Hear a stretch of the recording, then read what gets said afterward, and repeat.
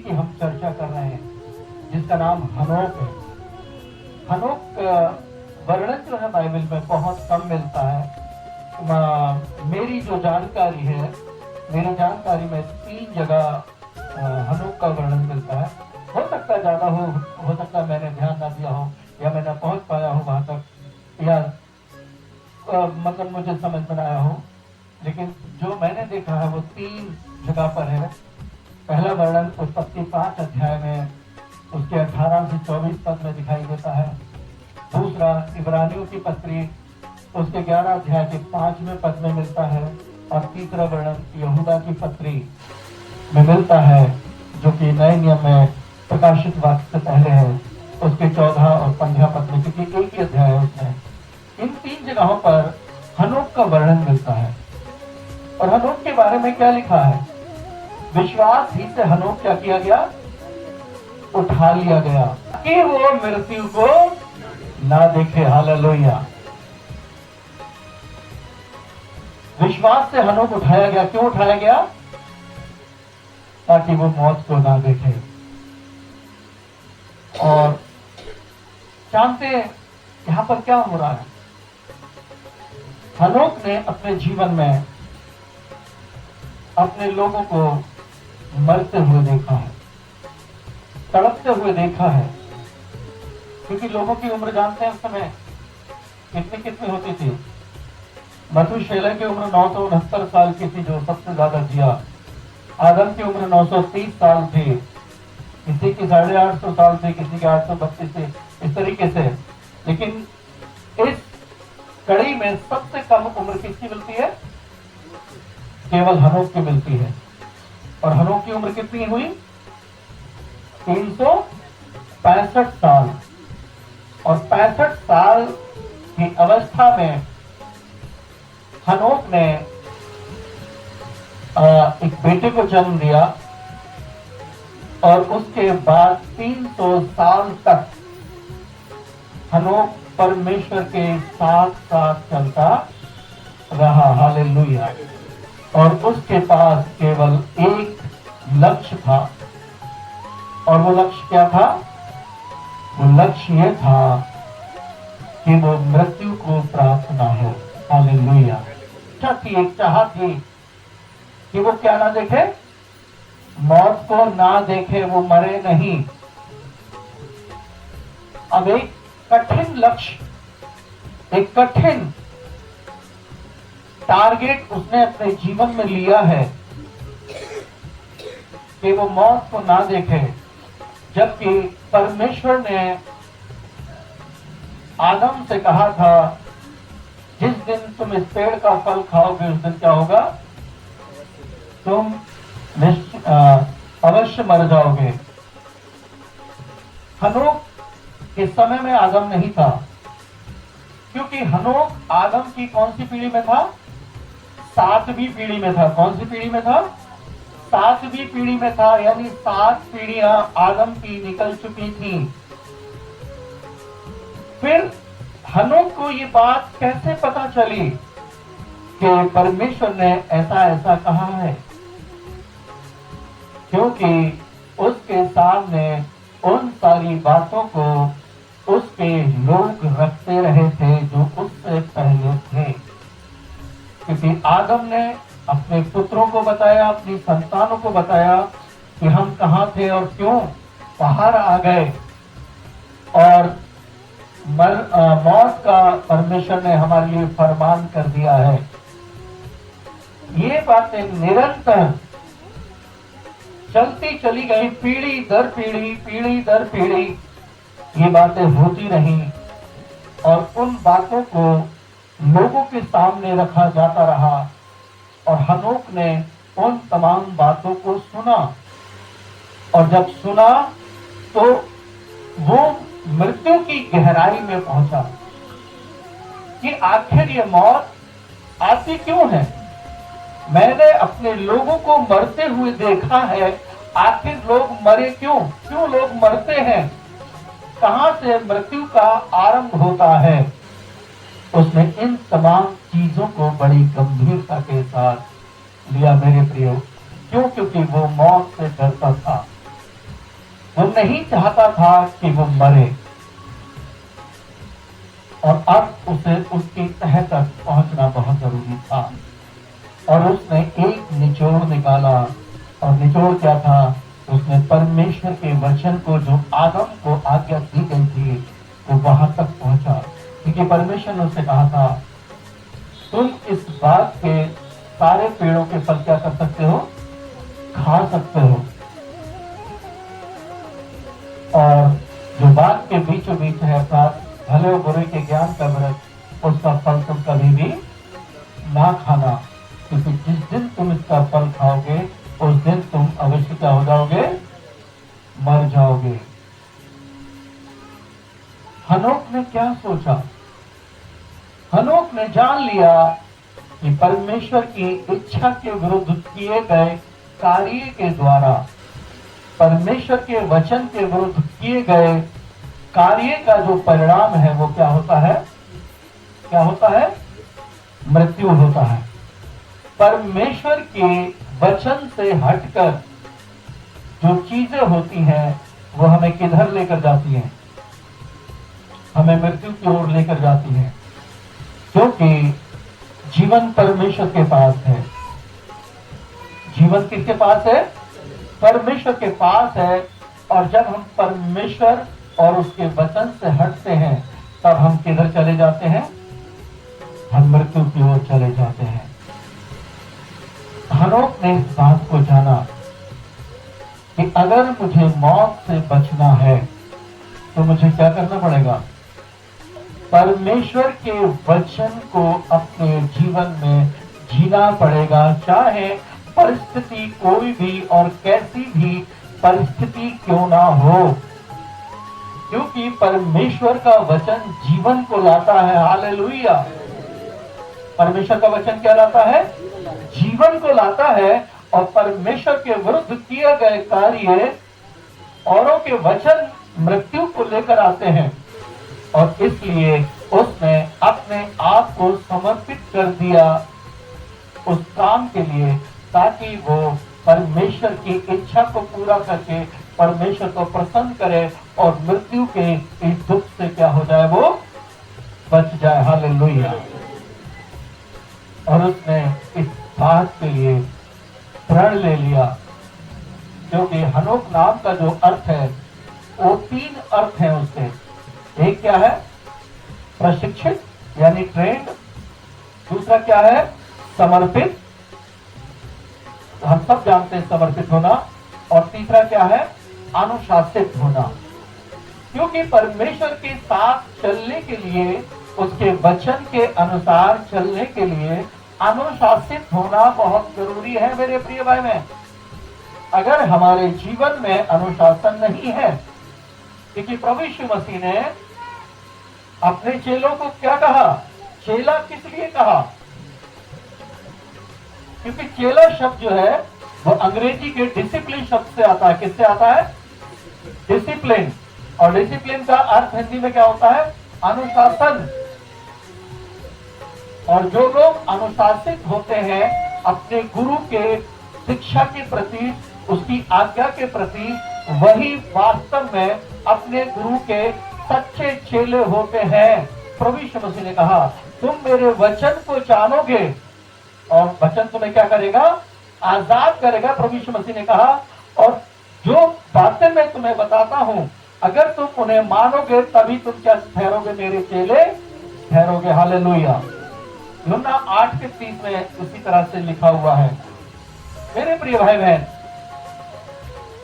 अब हनोक ने क्या कर लिया है? एक चेलेपन के जीवन को ले लिया है, और वो प्रशिक्षित हो रहा है परमेश्वर की उपस्थिति में चलते हुए, परमेश्वर की हुजूरी में चलते हुए। अब वो प्रशिक्षित हो रहा है, क्योंकि परमेश्वर ने अब्राहम से भी यही बात कही थी, मैं हे अब्राहम, मैं तेरा सर्वशक्तिमान परमेश्वर हूं, मेरी उपस्थिति में चल और सिद्ध होता जा। हालेलुया! उसने हनोक ने क्या किया? अपने आप को समर्पित किया प्रशिक्षित होने के लिए, और अपने आप को, अपने जीवन को उसने क्या किया?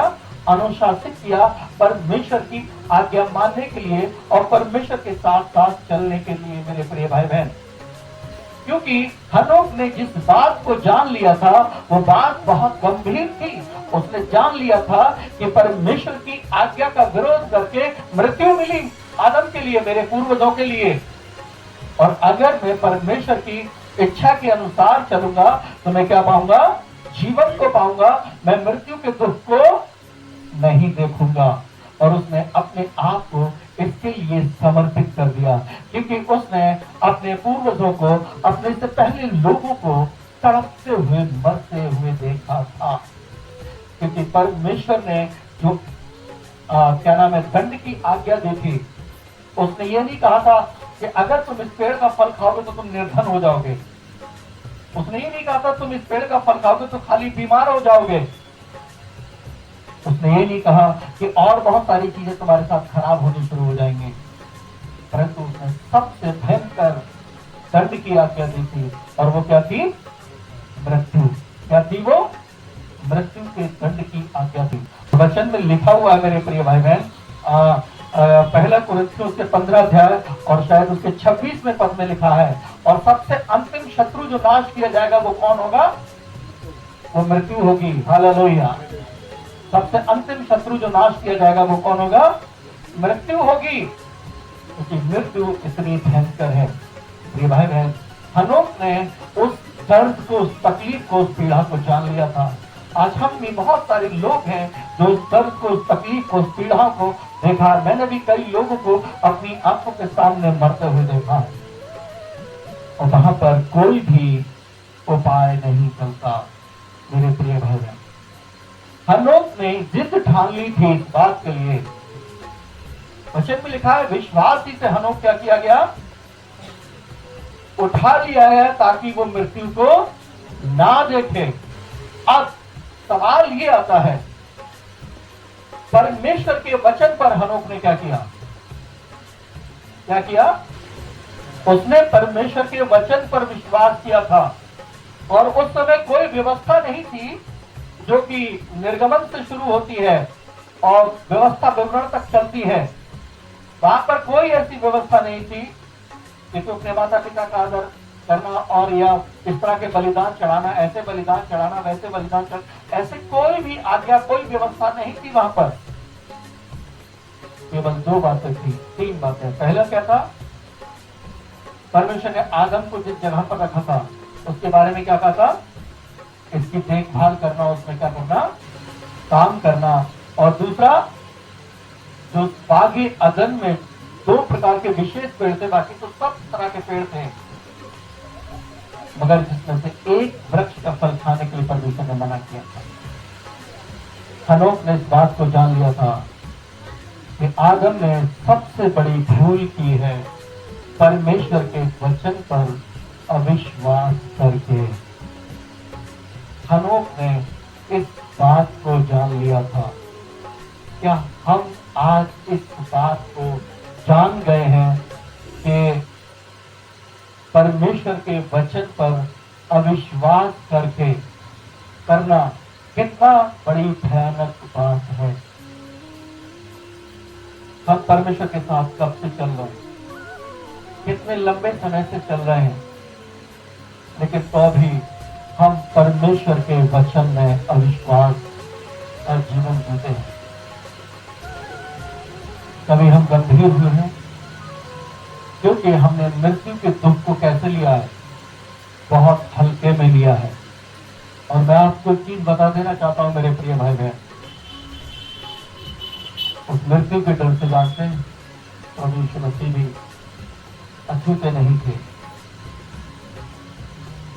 लेकिन इब्रानियों की पत्री में एक जगह लिखा है, और उसने आंसू बहा बहा कर क्या किया?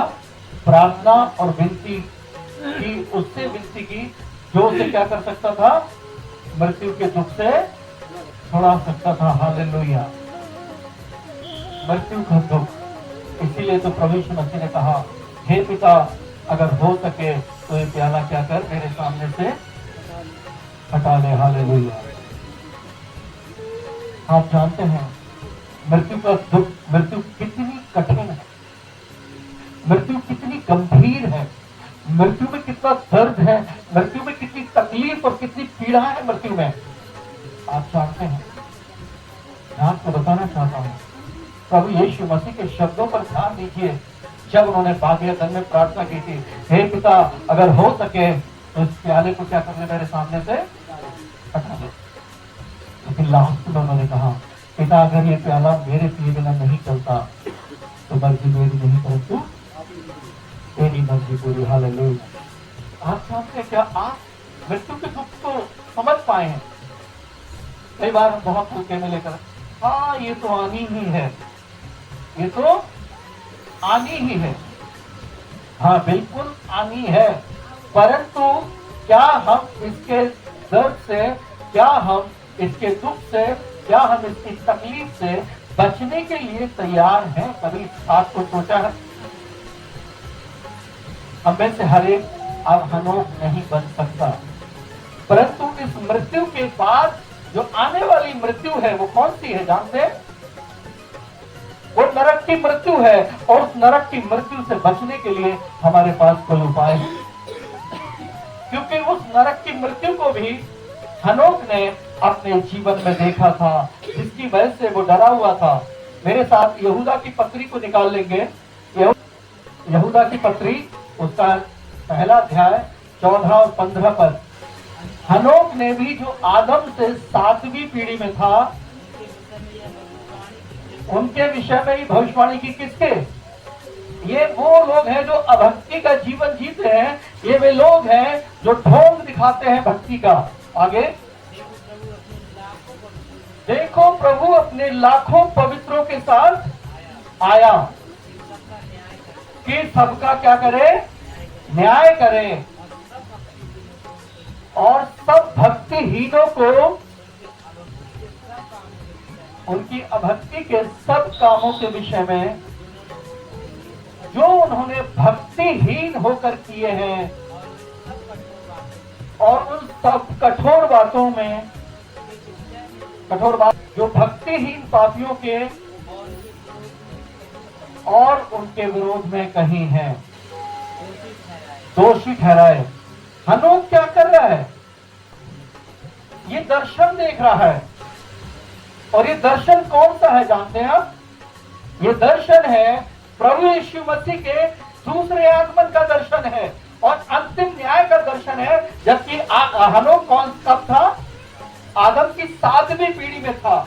परमेश्वर ने उसे उस मृत्यु का भी दर्शन कराया था जो नरक की आग है, और परमेश्वर ने दिखाया था कि परमेश्वर आएगा और सब अभक्ति का जीवन जीने वालों के लिए, उन तमाम भक्तिहीनों के लिए जो उन्होंने कठोर होकर, कैसे होकर? कठोर होकर अभक्ति का जीवन जिया है और परमेश्वर के वचन का विरोध किया है, परमेश्वर के विरुद्ध चले हैं। उन सब का क्या करेगा परमेश्वर? न्याय करेगा। ये दो बातें हनोक के सामने थी मेरे प्रिय भाई बहन। पहली कौन सी थी? उसने लोगों को मरते हुए देखा था। और मृत्यु का वर्णन कहां से आरंभ हो जाता है? मेरे साथ उत्पत्ति की पुस्तक 5 अध्याय और उसके 4 और 5 पद को पढ़ें जल्दी से। शेत के जन्म के पश्चात आदम 800 वर्ष जीवित रहा, और उसके और भी बेटे बेटियां उत्पन्न हुए। इस प्रकार आदम की कुल आयु 930 वर्ष हुई। तत्पश्चात वह मर गया, और उसके बाद ये शब्द बार बार गूंजता है, और उसके बाद वो मर गया, और उसके बाद वो मर गया, और उसके बाद वो मर गया। उसके और भी बेटे बेटियां उत्पन्न हुए, और वो उसके बाद मर गया। और ये तब से आज तक ये शब्द गूंजता आ रहा है, और वो मर गया, और वो मर गया। क्योंकि जो कुछ परमेश्वर ने कहा था वो सत्य है, वो दृढ़ है और अटल है मेरे प्रिय भाई बहन। और हनोक ने इस दर्द को जान लिया था। हनोक ने मृत्यु के दर्द को जान लिया था, उसके दुख को जान लिया था, और परमेश्वर की दया को पहचाना था कि उसने अपनी दया के कारण उस बागे अदन में जीवन के वृक्ष को लगाया था। मगर दया को स्वीकार नहीं किया आदम ने, किसको स्वीकार कर लिया? झूठ को स्वीकार कर लिया। परमेश्वर के क्रोध को और दंड को उसने क्या कर लिया? स्वीकार कर लिया। आज कई बार हम यही तो करते हैं, परमेश्वर के वचन को एक साइड रख देते हैं और हम वो करते हैं जो हमारे मन में आता है।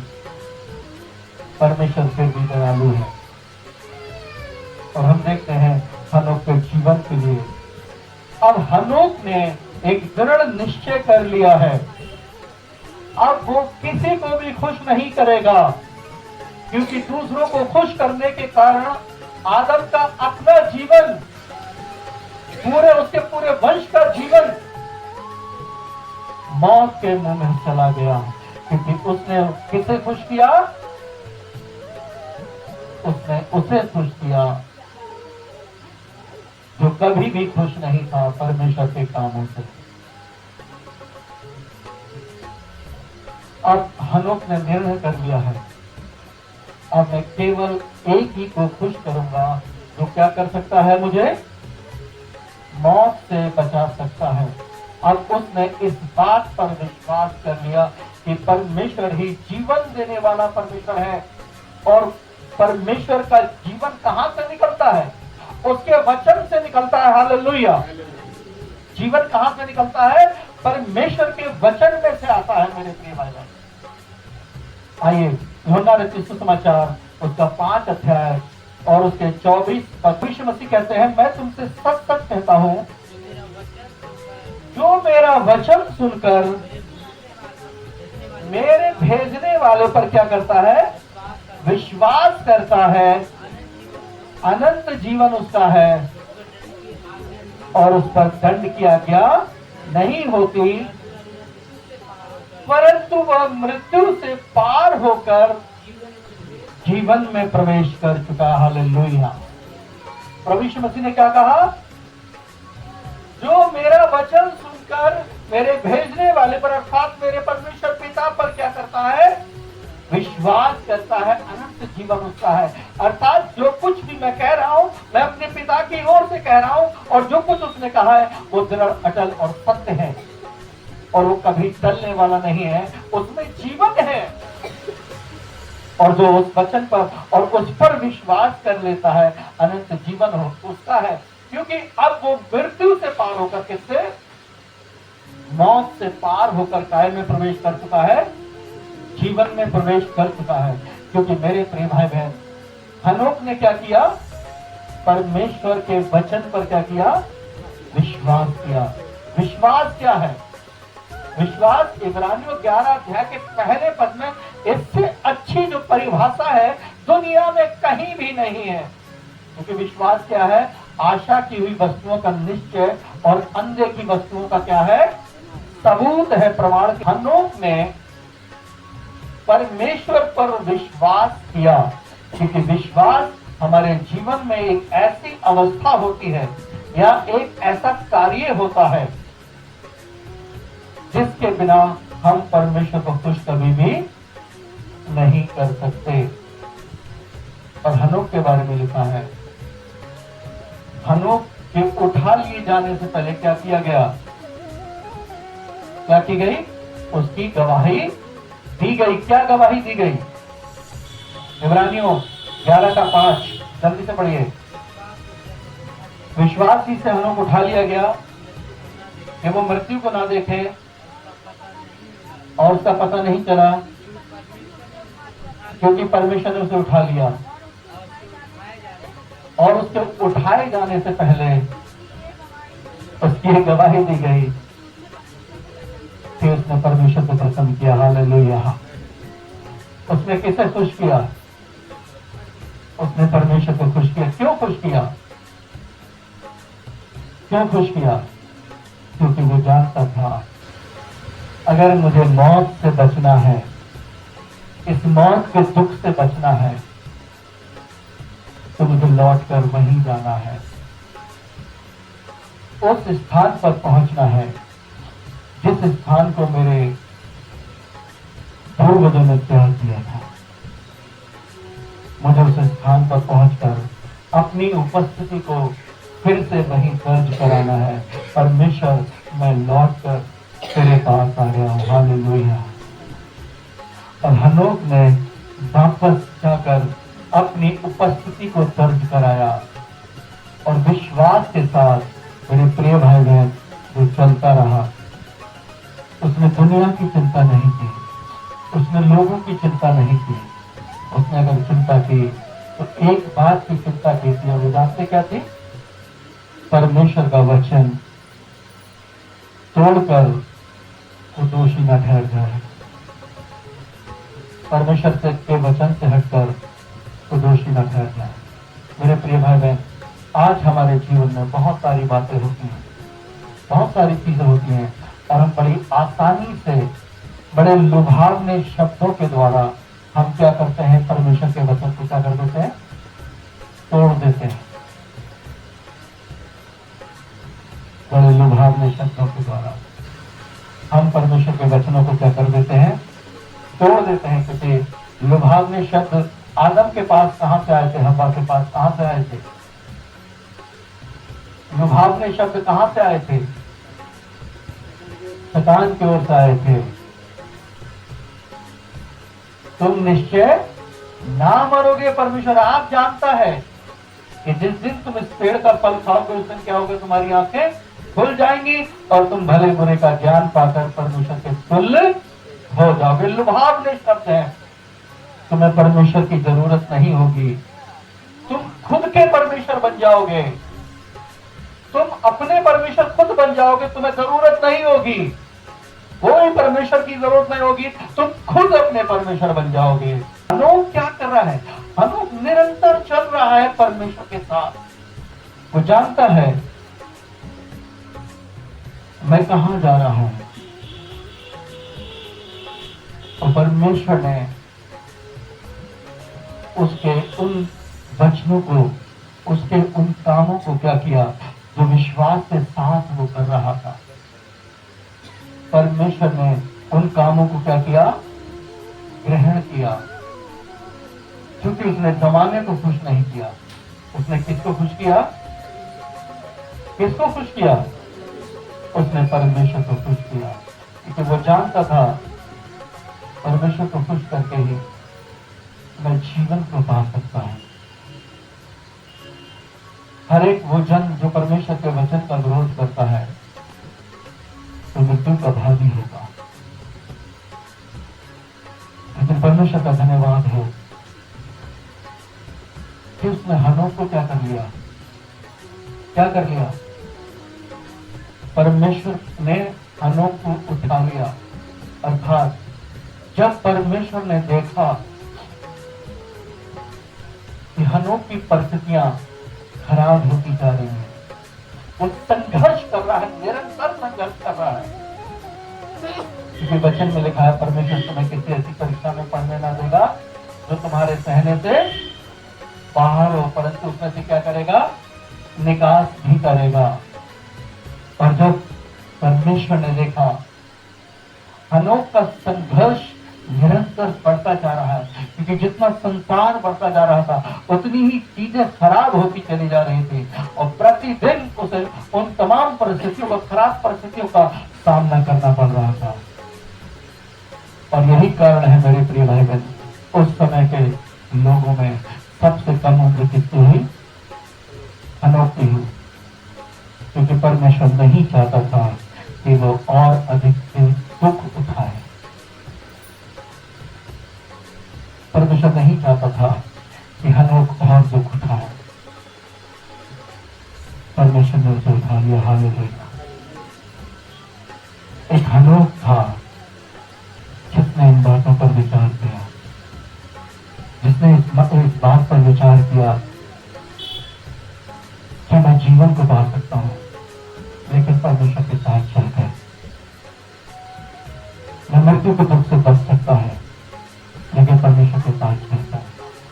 उसने परमेश्वर के साथ चलना शुरू किया और वो मृत्यु के दुख से बचा लिया गया। हालेलुया।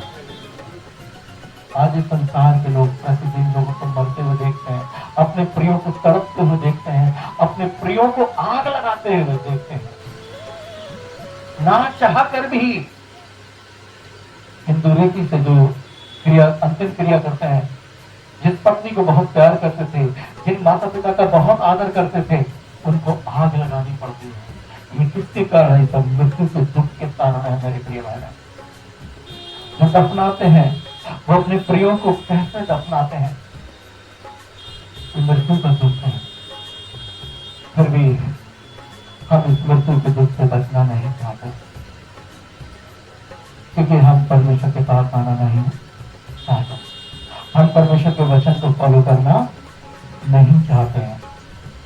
हनोक ने फॉलो किया है प्रभु यीशु मसीह के शब्दों को। अभी यीशु मसीह ने कहा, मैं तुमसे सच सच कहता हूँ, जो मेरा वचन सुनकर मेरे भेजने वाले पर विश्वास करता है, अनंत जीवन उसका है और उस पर दंड की आज्ञा नहीं होती, क्योंकि वो मृत्यु से पार होकर जीवन में प्रवेश कर चुका। हालेलुया। हनोक ने दोनों मृत्युओं को देखा था। प्रभु यीशु मसीह के दूसरे आगमन को भी उसने देख लिया था दर्शन के द्वारा। परमेश्वर ने उसे दर्शन में दिखाया था कि जब आएगा वो अपने लाखों पवित्रों के साथ, यानी स्वर्गदूतों के साथ आएगा, अपने लोगों के साथ आएगा, और वो संसार का क्या करेगा? उन भक्तिहीनों का, उन अभक्ति में जीवन जीने वाले लोगों का, उन कठोर लोगों का, जिन्होंने अपने हृदय को परमेश्वर के वचन के प्रति विरोध में कठोर कर लिया है, उनका उस दिन क्या करेगा? वो न्याय करेगा। और वो इस बात से डर लगा, क्योंकि वो जानता था, परमेश्वर ने आदम से कहा था, अगर जिस दिन तुम इस पेड़ का फल खाओगे उस दिन क्या होगा? तुम अवश्य मर जाओगे। और वो निरंतर इस शब्द को वो बार बार सुन रहा था। तत्पश्चात वो मर गया। तत्पश्चात क्या हो गया? वो मर गया। उसने इन चीजों को देखा था। मेरे प्रिय भाई बहन, प्रभु यीशु मसीह की मौत के बाद अब ये जो शारीरिक मौत है हमारे लिए, उन लोगों के लिए जो यीशु मसीह पर विश्वास करते हैं, विश्वास कर चुके हैं और विश्वास करके उसके वचन के अनुसार जीवन को बिता रहे हैं, और ये शारीरिक मृत्यु उनके लिए जीवन का द्वार बन जाती है। हालेलुया। अब ये मृत्यु क्या बन जाती है? उनके लिए जीवन का द्वार बन जाती है, क्योंकि अब वे मृत्यु से पार होकर किस में प्रवेश कर चुके हैं? जीवन में प्रवेश कर चुके हैं। क्योंकि इस मृत्यु के दुख को हमारे सृष्टिकर्ता परमेश्वर ने अपने इकलौते पुत्र प्रभु यीशु मसीह के ऊपर डाल दिया। उसने उस मृत्यु के दुख को सामने देखा था। वो भयंकर मृत्यु यीशु की, जिसे वो अपनी आंखों से देख रहा था, उस मृत्यु को देखते हुए उसका पसीना जो था, वो उसका खून जो था, वो पसीने की बूंदों में बह रहा था। वो कितना दुखी था उस मृत्यु के दुख से, वो कितना टूट चुका था उस मृत्यु के दुख से, और भयंकर वेदना तब सह रहा था जब उसके सिर पर कांटों का ताज रखा गया। वो भयंकर दर्द को तब सह रहा था जब उसकी पीठ पर 39 कोड़े मारे गए थे।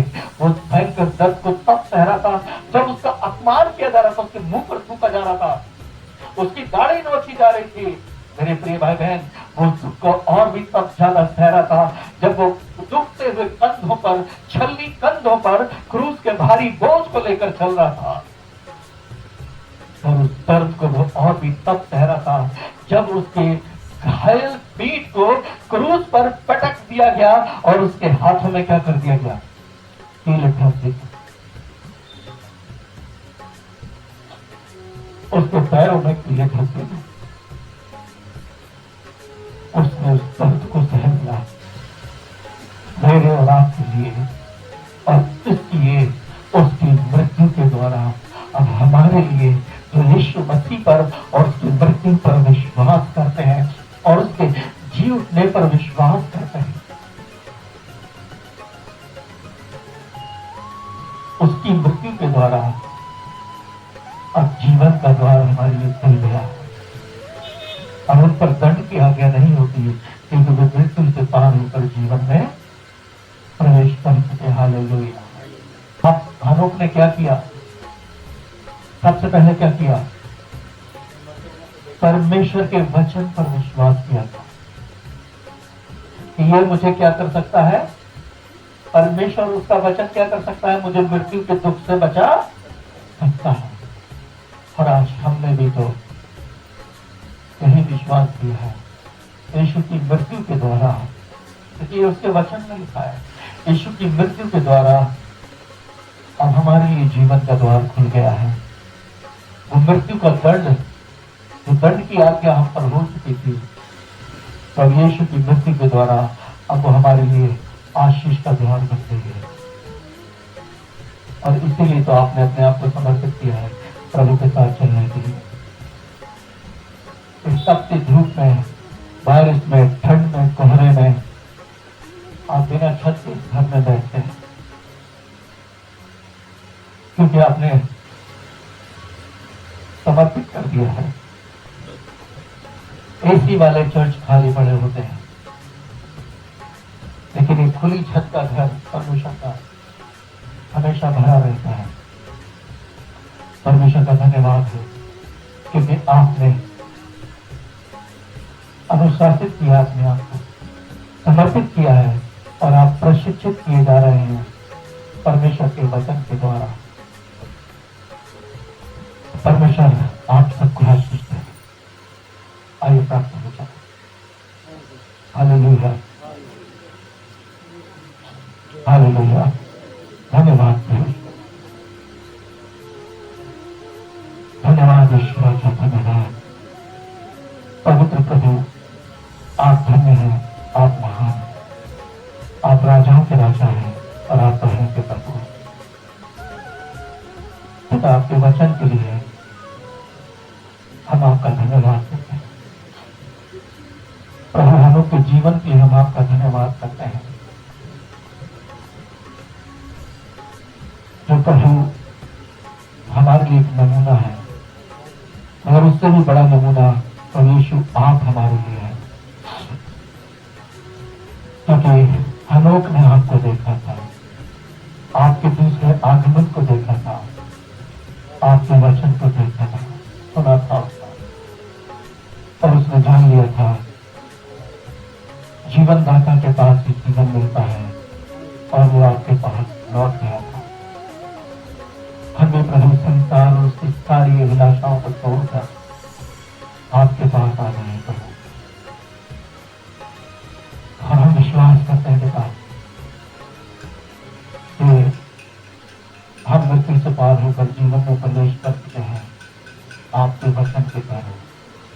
हम आपका धन्यवाद करते हैं पिता, प्रार्थना करते हैं आपका आत्मा हमारी अगुवाई करे, हमें अनुशासित करे, आपका वचन हमें प्रशिक्षित करे। हम समर्पित करते हैं अपने आप को आपकी महिमा के लिए, आपके जान के लिए। आपका वचन हम सबके जीवन में